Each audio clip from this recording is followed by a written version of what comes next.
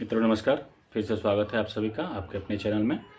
और एक बार फिर से शुक्रिया, आभार, अभिनंदन आप सभी का विभिन्न प्लेटफॉर्म पे सपोर्ट करने के लिए हमें। और आप सभी के विश के अकॉर्डिंग, आप सभी की इच्छा और निर्देश के अनुसार हम लोग लीगल टॉपिक पे और अन्य सामाजिक बिंदुओं पे हम लोग नए नए वीडियोज लेके आते हैं। उसी कड़ी को आगे बढ़ाते हुए आज हम लोग डिस्कस करेंगे कि चाइल्ड की कस्टडी किसको मिलती है। माइनर चाइल्ड है, कोई छोटा बच्चा है, तो वो किसके संरक्षण में रहेगा। और इसको लेके काफ़ी भ्रांति है हमारे कॉमन पीपल में। और एक चीज़ जो मैं आपको बताना चाहता हूँ कि जब भी मैं कॉमन पीपल बोलता हूँ तो उसमें एडवोकेट्स को एक्सक्लूड करके बोलता हूँ, क्योंकि जो लीगल फील्ड्स में लोग हैं उनको ये सारी चीज़ें नॉलेज रहती हैं, लेकिन जो लीगल फील्ड से नहीं हैं उनको छोटी छोटी चीज़ें थोड़ा बारीकी से समझाना होता है। क्योंकि हमारे देश में क्या है, लॉ का जो नॉलेज है वो बहुत कंसाइज है, बहुत मतलब कम लोगों के पास है। लीगल नॉलेज जो है इतना मतलब जितना उसका प्रचार प्रसार होना चाहिए, जितना लोगों में अवेयरनेस होना चाहिए, वो अवेयरनेस होता नहीं है। इसीलिए मेरा प्रयास ये रहता है कि जो भी कॉमन लोग हैं, जो हमारे साथ जुड़े हुए हैं, नहीं भी जुड़े हुए, सबको लॉ की जो बेसिक नॉलेज है वो आप सबके बीच में प्रसारित किया जाए। तो इसी चीज़ को मद्देनज़र रखते हुए एक अभी हाईलाइटेड केस है अतुल सुहास का, जो एक टेकी हैं, बेंगलुरु में थे, टेक्निकल इंजीनियर थे, कंप्यूटर इंजीनियर थे एआई में। तो उन्होंने एक सुसाइड कर लिया। अतुल सुहास सुसाइड केस काफ़ी चर्चा में रहा देश भर में, और अभी वो चर्चा रुकी नहीं है, अभी फिर से चालू है। उसमें एक नया मोड़ ये आया है कि अतुल सुहास के सुसाइड के बाद उनकी जो मदर हैं, उनकी माँ हैं, उन्होंने उनके बच्चे की कस्टडी मांगी थी, यानी कि उस बच्चे को अपने पास वो रखना चाहते हैं।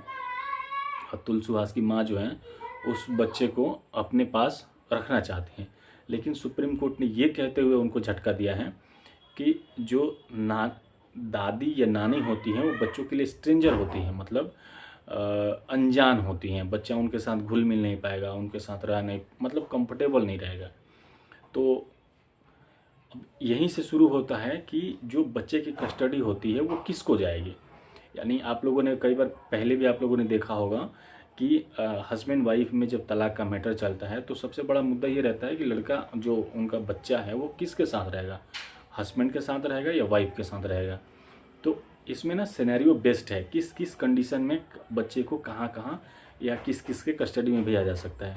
तो सबसे पहला ये है कि अगर बच्चा 5 साल से छोटा है तो जो कोर्ट होता है, जजेज होते हैं, उनका ये प्रीफरेंस रहता है कि बच्चे को उसकी माँ के पास छोड़ा जाए, क्योंकि माँ ही बच्चे को बेटर केयर कर सकती है।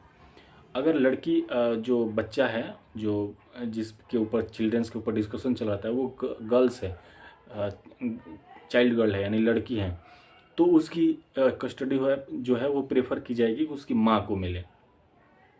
अगर हस्बैंड वाइफ में डाइवोर्स का इशू चल रहा है या और बच्चे कस्टडी के ऊपर बात चल रहा है, अगर पिता क्रिमिनल है, जो लड़के का, लड़का हो या लड़की हो, उसका बाप क्रिमिनल है या किसी तरीके का एडिक्ट है, कोई नशा वगैरह करता है या हिंसक एक्टिविटी है या अनसाउंड माइंड है, जिसको विक्षिप्त या पागल कहा जाता है, उस तरीके का है, तो उसको कस्टडी नहीं मिलेगी। जो भी कस्टडी मिलेगी और उसकी माँ को मिलेगी, बच्चे की माँ को मिलेगी। और किस केस में बच्चे की माँ को कस्टडी नहीं मिल के बाप को मिलेगी, वो तब होता है जब जो वाइफ है वो अनसाउंड माइंड हो, यानी कि विक्षिप्त हो, उसका जो मानसिक संतुलन हो वो सही नहीं हो, या वो उसका कुछ ऐसा क्रिमिनल रिकॉर्ड रहा हो, या बच्चे के साथ उसकी क्रूरता हो। क्रूअल्टी सबसे बड़ी चीज़ है कि अगर उन्होंने कभी बच्चे के साथ मारपीट की हो, किसी तरीके का जानलेवा हमला किया हो, या उनके पास कोई रहने का ठौर ठिकाना नहीं हो, कोई उनके पास इनकम का कोई सोर्स नहीं हो, बच्चे को पालने की जो बेसिक नीड होती है वो अगर फुलफ़िल करने की जो क्षमता है वो वाइफ के पास नहीं है, तो चिल्ड्रन की जो कस्टडी है उसके फादर को चली जाएगी। इन केस अगर कई बार ऐसा होता है कि हस्बैंड और वाइफ में से दोनों कोई भी बच्चा नहीं रखना चाहता है, तो उस सिचुएशन में बच्चे की कस्टडी किसको जाएगी।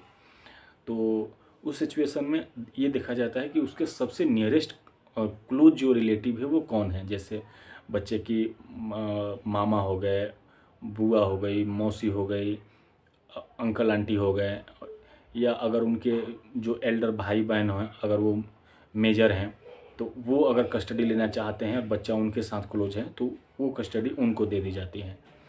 तो ये है कस्टडी का कंसेप्ट। और इस जो अतुल सुहास का सुसाइड केस है, इसके बाद जो उनकी मदर ने अपने जो पोते की कस्टडी की मांग की थी, उसको सुप्रीम कोर्ट ने ये कह के मना किया कि जो दादी होती है, दादी हैं, वो स्ट्रेंजर है। हालांकि ये बहुत सही नहीं है कि वो अपरिचित हैं पोते से, लेकिन ये इस केस का जो बैकग्राउंड है, मैंने पहले भी आपको बताया है कि लॉज जो रिटेन है सिर्फ वही नहीं है, जजेज का काम होता है सिचुएशन को देखना। तो अगर हम अतुल सुहास के सिचुएशन को देखते हैं तो अतुल जो हैं वो बिहार के रहने वाले हैं। शादी उनकी हुई है यूपी के मिर्ज़ापुर में। वो जॉब करते थे बेंगलुरु में, उनकी वाइफ जॉब करती है गुड़गांव में। चार जगह वो लोग सेटल्ड हैं।